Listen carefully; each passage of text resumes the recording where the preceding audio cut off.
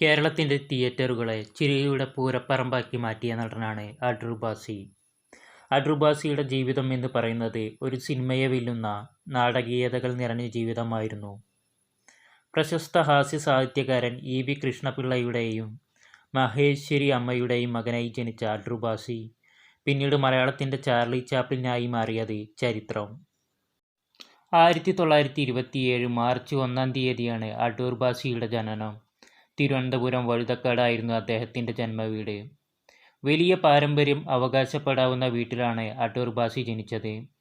അങ്ങനെ സാഹിത്യവുമായി ബന്ധമുള്ള ഒരു ചുറ്റുപാടിലാണ് അടൂർ ഭാസി ജനിച്ചു വീണത്.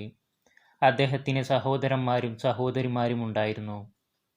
മൂത്ത ജ്യേഷ്ഠൻ ചന്ദ്രാജി, പിന്നീട് സഹോദരിമാരായിട്ടുള്ള ഓമന അമ്മ, രാജലക്ഷ്മി അമ്മ എന്നിവർ. മറ്റു സഹോദരന്മാർ K Krishnan Nair, K Sankaran Nair, K Padmanabhan Nair എന്നിവരാണ്. അടൂർ ഭാസി പഠിക്കാൻ മിടുക്കനായിരുന്നു. സാധാരണ ഇത്തരം കലാപാരമ്പര്യമുള്ള ഒരു കുടുംബത്തിൽ ജനിക്കുന്ന ആൾക്ക് തീർച്ചയായും കലയുടെ വഴിയിലേക്ക് ആണ് തുടക്കം മുതലേ താല്പര്യമുണ്ടാവുക. എന്നാൽ അടൂർ ഭാസിക്ക് നേരെ മറിച്ചാണ് സംഭവിച്ചത്. അടൂർ ഭാസിക്ക് വിദ്യാഭ്യാസ കാലത്ത് കലയോടോ സിനിമയോടോ അഭിനയത്തോടോ വലിയ താല്പര്യമുണ്ടായിരുന്നില്ല. അതിന് പ്രധാനപ്പെട്ട ഒരു കാരണം അന്നത്തെ RSP നേതാവാണ്. RSP നേതാവായിട്ടുള്ള ശ്രീകണ്ഠൻ നായരുമായി അദ്ദേഹം പഠിക്കുന്ന കാലത്ത് അടുത്തു. അങ്ങനെ അദ്ദേഹത്തിൻ്റെ മനസ്സിൽ രാഷ്ട്രീയം കുടിയേറി. അടിമുടി രാഷ്ട്രീയക്കാരനായ ഒരാളായിരുന്നു ആദ്യകാലത്തെ അടൂർ ഭാസി. അദ്ദേഹം RSPയുടെ സിദ്ധാന്തങ്ങളിൽ വിശ്വസിക്കുക മാത്രമല്ല ചെയ്തത്, അതിനെ പ്രായോഗികവൽക്കരിക്കുക എന്ന നിലയിലേക്ക് കൂടി കാര്യങ്ങൾ മാറി. അതിൻ്റെ ഭാഗമായി തിരുവനന്തപുരം വഴുതക്കാട് ഡിവിഷനിൽ നഗരസഭയിലേക്ക് അദ്ദേഹം RSP സ്ഥാനാർത്ഥിയായി മത്സരിച്ചു. പക്ഷേ ഫലം വന്നപ്പോൾ ദയനീയമായിരുന്നു അവസ്ഥ. വിരലിൽ എണ്ണാവുന്ന 2-3 വോട്ടുകളാണ് അടൂർ ഭാസിക്ക് ലഭിച്ചത്. അതോടുകൂടി അദ്ദേഹം എന്നേക്കുമായി രാഷ്ട്രീയത്തോട് വിട പറഞ്ഞു.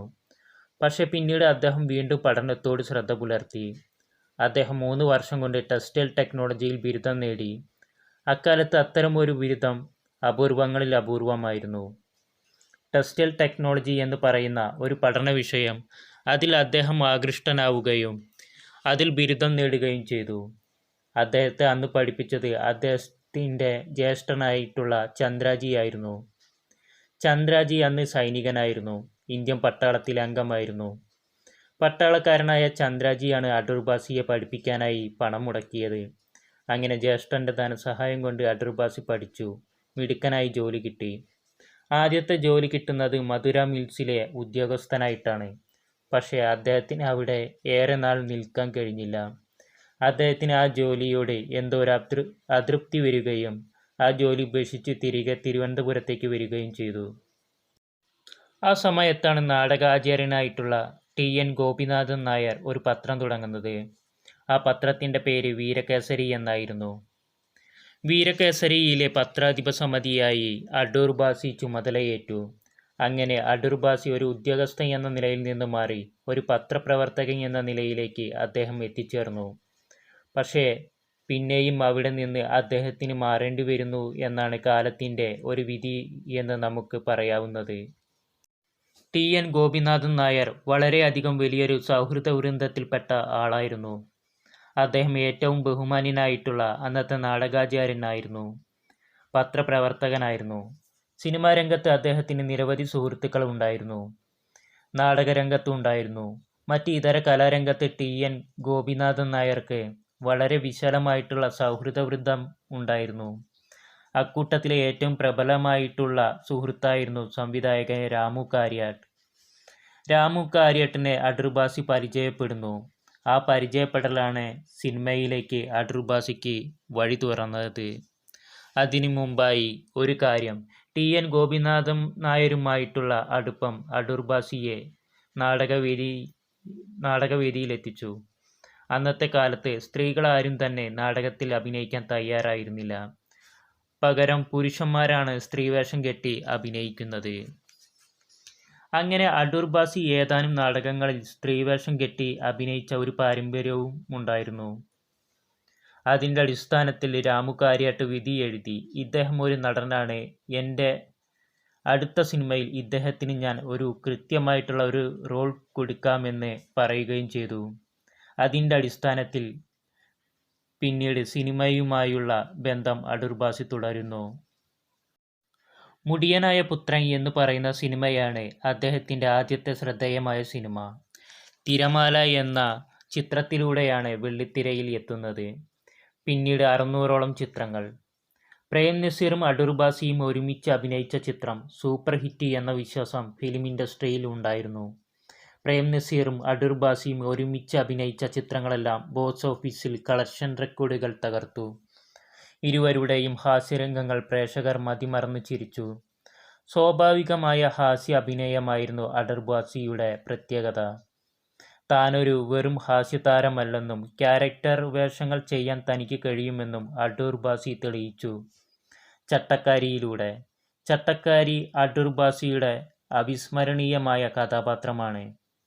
ജോൺ എബ്രഹാമിൻ്റെ വിദ്യാർത്ഥികളെ ഇതിലെ മറ്റൊരു അവിസ്മരണീയമായ വേഷം. ഗുരുദക്ഷിണ മറ്റൊരു അവിസ്മരണീയമായ വേഷം. പിൽക്കാലത്ത് ക്യാരക്ടർ വേഷങ്ങളിലൂടെ അടൂർ ബാസി മലയാളികളെ കരയിപ്പിച്ചു. ഹാസ്യരംഗങ്ങളിലും ക്യാരക്ടർ വേഷങ്ങളിലും അടൂർ ബാസി ഒരേപോലെ തിളങ്ങി. പ്രേം നസീറുമായി അഭിനയിക്കുന്ന കാലത്ത് പ്രേം നസീറിനോടൊപ്പം പ്രതിഫലം അടൂർ ബാസി വാങ്ങിയിരുന്നു. ഒരു കൊമേഴ്സ്യൽ നടന് വേണ്ട എല്ലാ ഗുണങ്ങളും അടൂർ ബാസിക്ക് ഉണ്ടായിരുന്നു. സ്ക്രിപ്റ്റിലില്ലാത്ത തമാശകൾ അദ്ദേഹം ഓൺ ദ സ്പോട്ടിൽ പറയുന്ന ആളായിരുന്നു അടൂർ ബാസി. പിന്നീട് ആ പാരമ്പര്യം പലരും ജഗതി ശ്രീകുമാർ അടക്കം പറഞ്ഞിട്ടുണ്ട്. താൻ കയ്യിൽ നിന്ന് ഇട്ട് ചില നമ്പറുകൾ കാണിക്കാറുണ്ട് എന്ന് പറയാറുണ്ട്. അടൂർ ബാസി അതിൻ്റെ ഒരു ആചാര്യനായിരുന്നു. സ്ക്രിപ്റ്റിൽ ഇല്ലാത്ത ഡയലോഗുകൾ പറയുകയും സ്ക്രിപ്റ്റിൽ ഇല്ലാത്ത രീതിയിലെ അഭിനയങ്ങൾ കാഴ്ചവെക്കുകയും ചെയ്തുകൊണ്ട് വലിയ പൊട്ടിച്ചിരി ഉയർത്താൻ അദ്ദേഹത്തിന് കഴിഞ്ഞു. അദ്ദേഹം ആ സമയത്ത് ഉദിച്ചുയർന്നത് ഒരു ഹാസ്യ നടനായിട്ടായിരുന്നു. അങ്ങനെ ഹാസ്യ നടനായി പേര് കേട്ട അടൂർ ബാസി വളരെ സീരിയസ് ആയിട്ടുള്ള റോളുകളും കൈകാര്യം ചെയ്തിരുന്നു. അദ്ദേഹത്തിന് അതിന് പ്രാപ്തി ഉണ്ടായിരുന്നു എന്നതാണ് സത്യം. പിന്നീട് അടൂർ ബാസി വളർന്നു. ശേഷം 2 പേർ ചേർന്നുള്ള ഹാസ്യമായി. സിനിമയിൽ അങ്ങനെ ഹാസ്യ നടന്മാരായി 2 പേർ പേരെടുത്തു. അടൂർ ബാസി ബഹദൂർ ജോഡി. ഈ ജോഡികൾ കാണിക്കുന്ന തമാശകൾ ആസ്വദിക്കാൻ ലക്ഷക്കണക്കിന് പേരാണ് തിയേറ്ററുകളിലേക്ക് ഓടിയെത്തിയത്. അടൂർ ബാസിയുടെയും ബഹദൂറിൻ്റെയും മുഖം കാണുമ്പോൾ തന്നെ തിയേറ്ററുകളിൽ ചിരിയുടെ പൂരം തന്നെയായിരുന്നു ഉണ്ടായിരുന്നത്. പിന്നീട് അടൂർ ബാസിയുടെ മൂല്യം വളരെയധികം വളർന്നു. കവിയൂർ പൊന്നമ്മ ഒരു അഭിമുഖത്തിൽ പറഞ്ഞത് പണത്തിന് മേൽ കിടന്ന് ഉറങ്ങിയിരുന്ന നടനായിരുന്നു അടൂർ ബാസി എന്നായിരുന്നു. മാത്രമല്ല പിശുക്കനായിരുന്നു അടൂർ ബാസി എന്നായിരുന്നു. സ്വർണ്ണ ആഭരണങ്ങൾ അടൂർ ബാസിയുടെ വീക്ക്നെസ് ആയിരുന്നു. പക്ഷേ വ്യക്തിജീവിതത്തിൽ എന്തുകൊണ്ടോ വിവാഹം കഴിക്കാൻ അടൂർ ബാസി മറന്നുപോയി. വിവാഹം കഴിക്കാൻ അടൂർ ബാസി താല്പര്യപ്പെട്ടില്ല. എന്തുകൊണ്ട് വിവാഹം കഴിക്കുന്നില്ല എന്ന് ചോദിച്ചവരോട് അടൂർ ബാസി പറഞ്ഞത് വിവാഹം കഴിച്ചാൽ തൻ്റെ സ്വത്ത് ഭാര്യയ്ക്ക് കൂടി കൊടുക്കേണ്ടി വരും എന്ന് ഹാസ്യതരത്തിലുള്ള മറുപടിയായിരുന്നു ഉണ്ടായിരുന്നത്. എന്തായാലും മലയാള സിനിമയിൽ പകരം വയ്ക്കാത്ത ഹാസ്യരാജാവായിരുന്നു അടൂർ ബാസി. അടൂർ ബാസിയും പ്രേം നസീറും ചേർന്ന് ഒരുക്കിയ ഹാസ്യരംഗങ്ങളുടെ ഓളങ്ങൾ, ആ ഹാസ്യരംഗങ്ങൾ ഇന്നും പ്രേക്ഷകരെ കുടുകൂടെ ചിരിപ്പിക്കുന്നു. അതൊരു ഓർമ്മയാണ്, ഒരു സുവർണകാലത്തിൻ്റെ ഓർമ്മ. ഒരു സുവർണകാലത്തിൻ്റെ ഹാസ്യരംഗങ്ങളുടെ ഓർമ്മയാണ് അടൂർ ബാസി. ഒരു കാലത്തിൻ്റെ ക്യാരക്ടർ വേഷങ്ങളുടെ ഓർമ്മയാണ് അടൂർ ബാസി.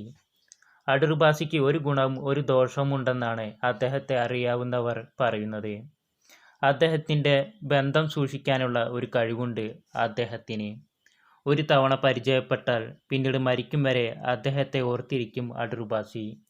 അദ്ദേഹവുമായുള്ള ബന്ധം ഏതു വിധത്തിലും പുതുക്കിക്കൊണ്ടേയിരിക്കും. ഇതാണ് അടൂർ ബാസിയുടെ ഒരു ഗുണം.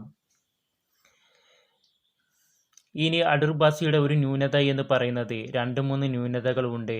അതിലെ ഒരു ന്യൂനത എന്ന് പറയുന്നത് പിശുക്ക് തന്നെയാണ്. 1 രൂപ പോലും അദ്ദേഹം ആർക്കും കൈയയച്ച് സഹായിച്ചിരുന്നില്ല. അദ്ദേഹത്തിൻ്റെ വേഷധാരണത്തിൽ പോലും ആ പിശുക്കിൻ്റെ റിഫ്ലക്ഷൻ നമുക്ക് കാണാൻ കഴിയും.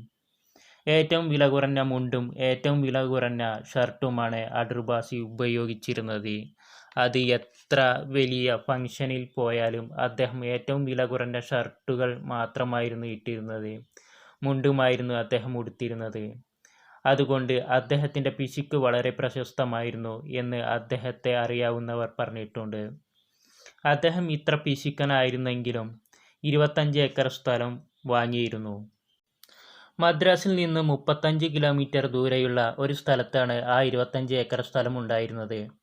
പക്ഷേ അദ്ദേഹത്തിന് അത് അവസാന കാലത്ത് 1 രൂപയുടെ പോലും പ്രയോജനം ചെയ്തില്ല. പിന്നീട് അവസാന കാലമായപ്പോഴേക്കും അടൂർ ഭാസിക്ക് വളരെയധികം ഗുരുതരമായിട്ടുള്ള പ്രശ്നങ്ങൾ ഉണ്ടാവുകയാണ് ചെയ്തത്. അദ്ദേഹം അഭിനയിച്ചത് ഏതാണ്ട് 800-ലധികം സിനിമകളിൽ അഭിനയിച്ചിട്ടുണ്ട്. ഒപ്പം തന്നെ നായകൻ, സഹനായകൻ, ഹാസ്യനടൻ, ഗായകൻ എന്നിങ്ങനെ അദ്ദേഹം തിളങ്ങി. 3 ചിത്രങ്ങൾ സംവിധാനം ചെയ്തു. 9 പാട്ടുകളാണ് അദ്ദേഹം പാടിയിട്ടുള്ളത്. അങ്ങനെ അദ്ദേഹം ഒരു ബഹുമുഖ പ്രതിഭയായി മലയാള സിനിമയിൽ വാഴുകയായിരുന്നു. പെട്ടെന്നാണ് അദ്ദേഹത്തിന് അസുഖം വന്നത്. വൃക്കരോഗമായിരുന്നു അദ്ദേഹത്തെ ബാധിച്ചത്.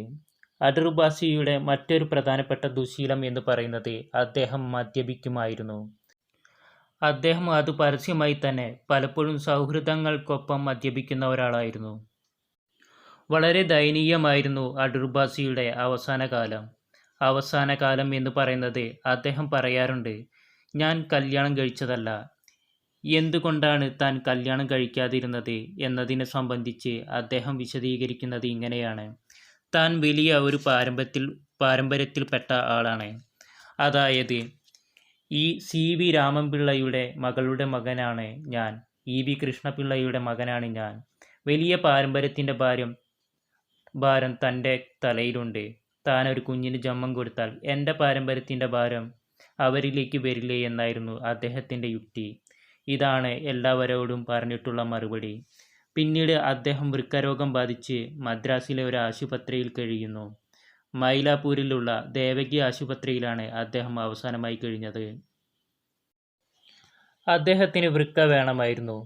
അന്നത്തെ കാലത്ത് വൃക്ക മാറ്റിവയ്ക്കൽ ശസ്ത്രക്രിയ എന്ന് പറയുന്നത് വളരെ ദുഷ്കരമായിരുന്നു. ഇന്നത്തെ പോലെ വലിയ രീതിയിലുള്ള വൈദ്യശാസ്ത്രത്തിൻ്റെ വികസനമൊന്നും അന്ന് ഉണ്ടായിരുന്നില്ല.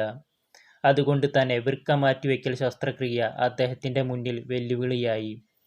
വൃക്ക തരാൻ ആരെങ്കിലും ഉണ്ടോ എന്ന് അദ്ദേഹത്തിൻ്റെ സുഹൃത്തുക്കൾ ഓടി നടന്നു ചോദിച്ചു. ഒടുവിൽ മദ്രാസിലെ വളരെ ദരിദ്രനായിട്ടുള്ള ഒരു മുസ്ലിം അദ്ദേഹത്തിൻ്റെ രക്ഷയ്ക്കെത്തി. അടൂർ ഭാസിക്കൊപ്പം ദേവകി ആശുപത്രിയിൽ ആ സാധുവായ മുസ്ലിം കഴിഞ്ഞു.